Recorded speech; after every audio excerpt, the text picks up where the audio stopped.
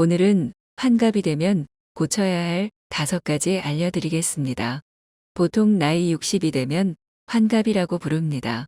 또한 60세 환갑이 되면 대부분은 정년퇴직을 하게 됩니다.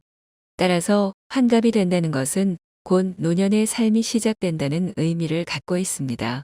공자는 나이 60이 되어서 비로소 듣는 대로 이해가 되었다고 했습니다. 그래서 오늘은 환갑이 되면 반드시 고쳐야 할 5가지 습관을 소개하겠습니다.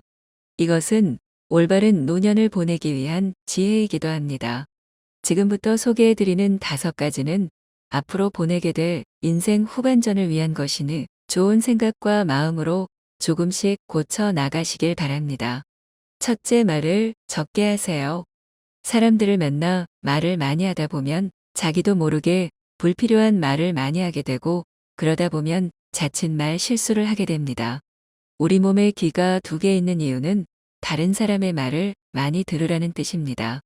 또한 입이 하나밖에 없는 이유는 그만큼 말을 아끼라는 뜻이기도 합니다. 이유는 알 수 없지만 나이가 들면 유독 말이 많아지게 되는데 그렇게 되면 주변 사람들이 다 싫어하게 됩니다. 심한 경우에는 꼰대질한다는 비아냥도 들을 수 있답니다. 그러니 이런 황당한 일을 당하지 않으려면 꼭 말을 줄이시기 바랍니다. 나이를 먹으면 말조심하는 것, 그것이 환갑이 되면 가장 먼저 해야 할 일입니다. 그래도 꼭 하고 싶은 말이 있다면 최소 3번은 생각해 보시고 말을 하시기 바랍니다. 오히려 상대편이 답답하다 느낄 정도로 말입니다. 그런 말로 인한 실수가 없어지면서 몸과 마음이 평안해집니다. 둘째, 항상 웃음을 생활화하세요.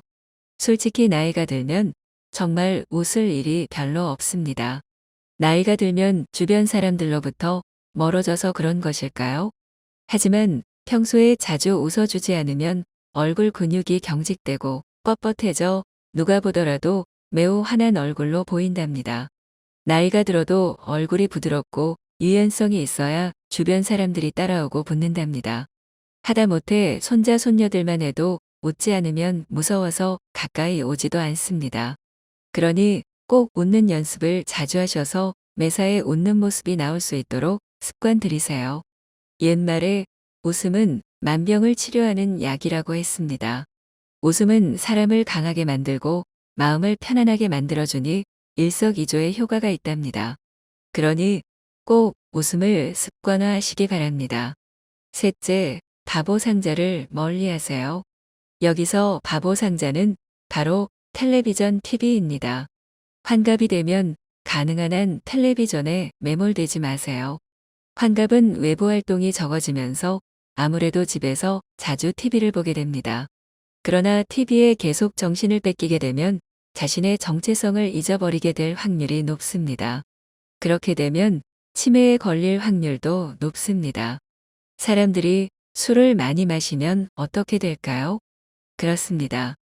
바로 정신을 잃거나 앞뒤 분별 없는 멍청한 사람이 됩니다.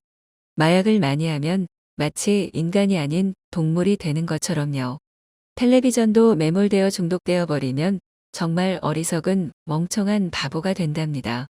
그래서 노년에는 텔레비전을 조심해야 합니다. 만약 텔레비전에 중독된 느낌이 들었다 싶으면 과감하게 밖으로 나가시기 바랍니다. 밖에서 산책이나 운동 혹은 세상을 구경해 보세요. 나이 60 환갑이 되어 이제 정년퇴직했다 해서 그때부터 제대로 쉬어보겠다고 집에만 틀어박혀 있으면 정말 끔찍한 생활이 될 수 있습니다. 따라서 환갑 이후에도 계속 부지런히 움직여야 합니다. 만약 재취업을 한다면 완전 대박이고 꼭 잊지 마시기 바랍니다. 넷째, 성내지 마세요. 60 환갑이 되면 젊은 시절과는 다르게 몸과 마음이 매우 무거워집니다. 무엇이든 내 생각대로 움직여지지 않는 것이죠. 일부 성격이 낙천적이라 잘 받아들이는데 성격이 다소 급한 다혈질이 분들은 이런 변화를 잘 받아들이지 못하는 경우가 많습니다. 그러다 보면 아주 작은 일에도 먼저 화부터 내거나 때로는 상대편이 말도 못할 정도의 매우 격양된 모습을 드러내기도 합니다.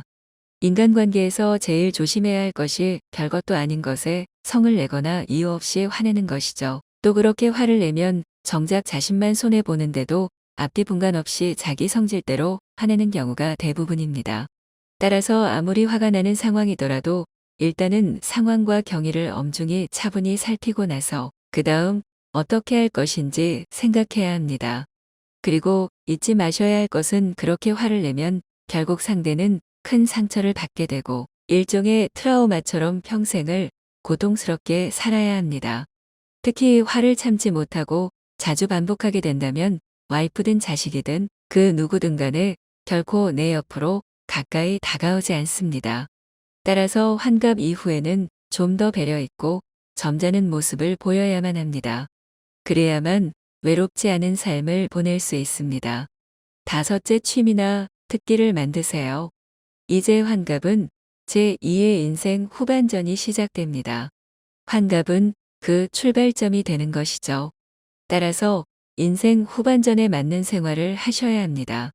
그간 해보지 못했던 취미나 특기를 배울 수도 있고 가보지 못했던 여행이나 운동을 시작해 볼 수도 있습니다. 그러나 무엇보다 가장 중요한 것은 인생 후반전은 건강이 가장 중요합니다. 건강하지 못하면 인생 후반전은 뛰지도 못하고 아웃될 수 있습니다. 이 점 꼭 기억하시기 바랍니다. 혹시라도 환갑 이후에 재취업할 수 있다면 정말 좋은 일입니다. 무엇보다도 무의도식하며 집안에만 있으면 큰일 나기 때문입니다. 물론 좀이 쑤셔서 집에 계속 있지도 못하실 겁니다. 따라서 제대로 마음 먹고 다양한 취미를 키우시기 바랍니다. 취미는 자신이 좋아하든 안 하든 일단 관심이 있다면 무엇이든 과감히 시도해보세요.